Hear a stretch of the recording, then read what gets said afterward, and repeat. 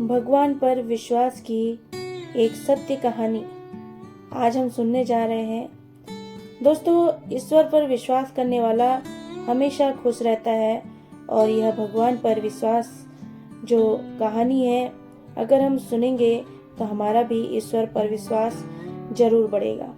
जो भगवान का भक्त होता है और भगवान के प्रति जिसका अटूट विश्वास होता है, भगवान उसकी सभी समस्याओं का समाधान करते हैं। तो शुरू करते हैं भगवान पर विश्वास की कहानी। एक बहुत ही कंजूस सेठ एक दिन अपने दुकान पर बेटे को बैठाकर कहीं जाता है और अपने बेटे से कहता है कि बिना किसी को पैसे देने के किसी को भी कुछ नहीं देना जब तक मैं वापस नहीं आता। अचानक एक संत आ गए जो अलग अलग स्थानों से भोजन सामग्री इकट्ठा कर रहे थे। संत ने सेठ के बेटे से अनुरोध किया कि वह उन्हें थोड़ा नमक दे दे। बेटे ने संत के लिए डिब्बा खोलकर एक चम्मच नमक दिया और जब सेठ वापस आए तो उन्होंने देखा कि डिब्बा खुला हुआ है। सेठ ने पूछा कि उन्होंने क्या बेचा, तो बेटा ने बताया कि एक संत आए थे जिनका आवास तालाब के पास है। उन्हें एक चम्मच मैंने नमक दिया था। इसके बाद सेठ ने संत की ओर बढ़ते हुए कहा, तब तक संत भगवान के भोग को तैयार करके खाने के लिए तैयार बैठ चुके थे।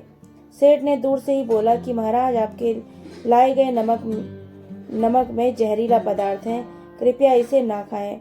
तो संत जी ने कहा, सेठ जी, मैंने नमक को भोजन में मिला दिया है और प्रभु को भोग लगा दिया है, इसलिए अब मुझे भी खाना अनिवार्य है। क्योंकि इस तरह संत ने भोजन को प्रसाद मानकर खाना शुरू कर दिया। सेठ जी के होश उड़ गए और वह रात भर वहीं बैठे रहे। सेठ के मन में उस समय यह ख्याल आया कि अगर संत को कुछ हो गया तो उसकी बड़ी बदनामी हो सकती है। सेठ सोचते रहे कि अगर संत की तबीयत खराब हो गई तो कम से कम एक वैद्य की सलाह तो जरूर लेंगे। सोचते सोचते उन्हें नींद आ गई। सुबह की तरह संत जल्दी उठे और नदी में स्नान करने लगे।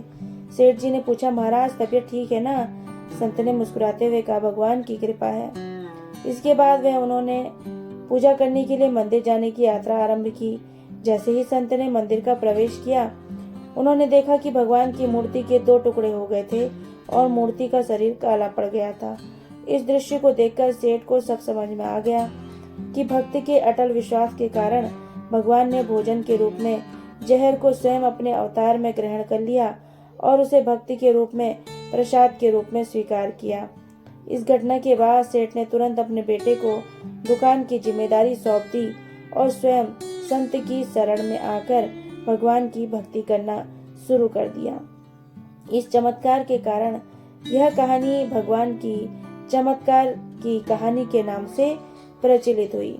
तो देखा दोस्तों आपने कि जिनका भगवान पर अटूट विश्वास होता है तो भगवान भी अपने प्राण न्यौछावर करने को तैयार हो जाते हैं। आपने देखा ना कि जो प्रहलाद थे वह अपने ईश्वर को इतना मानते थे कि प्रहलाद को आग में बैठा दिया तब भी वह नहीं जले।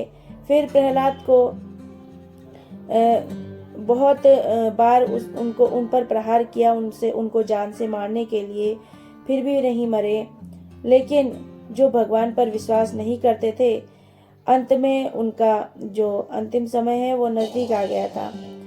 इसलिए जब भी कोई समस्या हो तो भगवान को जरूर याद करना चाहिए और जब खुशी हो तो भगवान को दुगुना याद करना चाहिए, क्योंकि भगवान ही है जिनके कारण हमें खुशी मिलती है और उन्हीं की वजह से हम अपने जीवन में एक नया अध्याय भी शुरू करते हैं। भगवान हमें गलत रास्तों पर जाने से रोकते हैं और हमें सही राह भी दिखाते हैं। जिनके ऊपर भगवान का हमेशा हाथ होता है तो वह व्यक्ति हमेशा खुश रहता है। हाँ, जीवन में उस व्यक्ति के भी परेशानी आती है, लेकिन भगवान उसको हर परेशानी से दूर रखता है। इसलिए दोस्तों, कभी भी अपने ईश्वर को नकारना नहीं चाहिए। ये नहीं बोलना चाहिए कि मेरा भगवान के ऊपर विश्वास नहीं है, मैं भगवान को नहीं मानता। क्योंकि जब आप ये बोलते हैं ना, तो कहीं ना कहीं आप अपना ही नुकसान कर रहे होते हैं। क्योंकि जब दुख का समय आता है तो फिर तब भी तो आप भगवान के सामने जाते हैं, उनसे अपने लिए दुआ मांगते हैं। तो उस टाइम पे आपके क्या खुशी रहेगी आपके चेहरे पे कि जब आपने इतने लंबे टाइम से भगवान को याद नहीं किया और अचानक आप चले गए भगवान से दुआ मांगने कि भगवान हमारी ये ख्वाहिश पूरी कर दो, हमारी ये ख्वाहिश पूरी कर दो। दोस्तों, भगवान को भी प्यार चाहिए। आपका थोड़ा सा प्यार, थोड़ा सा लगाव ही भगवान को इतना खुश कर देता है कि भगवान भी अपने जो भगवान होते हैं ना, वो हमारे माता पिता की तरह ही हमारा ध्यान रखते हैं। इसलिए भगवान पर हमेशा अपना विश्वास बनाए रखें और अपने ऊपर भी विश्वास बनाए रखें। क्योंकि जब तक आप अपने लिए कुछ कर्म नहीं करेंगे तब तक भगवान भी आपका कैसे साथ देंगे। अपने आप को भी आगे बढ़ाना है और भगवान के ऊपर विश्वास बनाए रखना है। तो दोस्तों, अगर मेरी वीडियो अच्छी लगी हो तो प्लीज़ लाइक, शेयर और सब्सक्राइब जरूर कर दीजिएगा। मिलते हैं ऐसे ही एक और मोटिवेशनल वीडियो में। तब तक के लिए थैंक यू वेरी मच।